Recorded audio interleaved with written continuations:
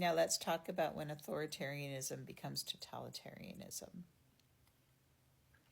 Authoritarianism is dangerous on its own, but totalitarianism is what happens when it goes unchecked. This is when the state stops trying to control government and starts trying to control society itself.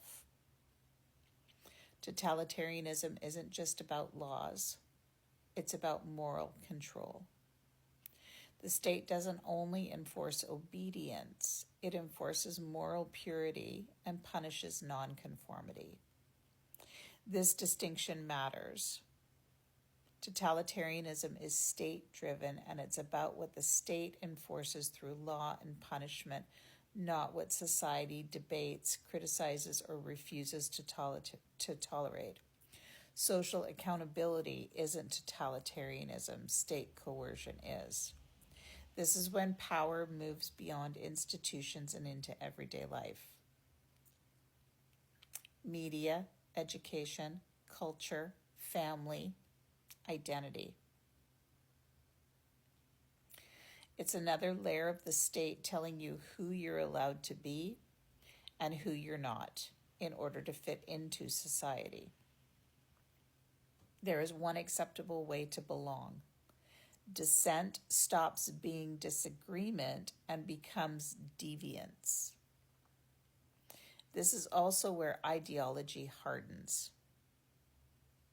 In some systems, it's racial, where the state decides who is dangerous or expendable, and worth is measured by proximity to whiteness, with the harshest consequences falling on those furthest from it. In other systems, it's religious, where power claims moral authority instead of political legitimacy. When fascism fuses with religion, it claims divine permission. That has a name. Christofascism. Law becomes morality, morality becomes enforcement, opposition becomes sin. From the outside, this can still look normal. Courts exist, elections happen, media operates, but they stop acting as checks and start acting as reinforcement. Fear no longer has to be constant. People internalize it. They self-center. They enforce it on each other.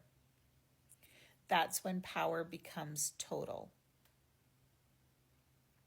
And once a society crosses this line, going back isn't about voting someone out. It's about undoing an entire moral order. Next, I'll explain why totalitarianism requires dehumanization. Because it doesn't survive on force alone, it survives on agreement. Say no to Christofascism and have a day.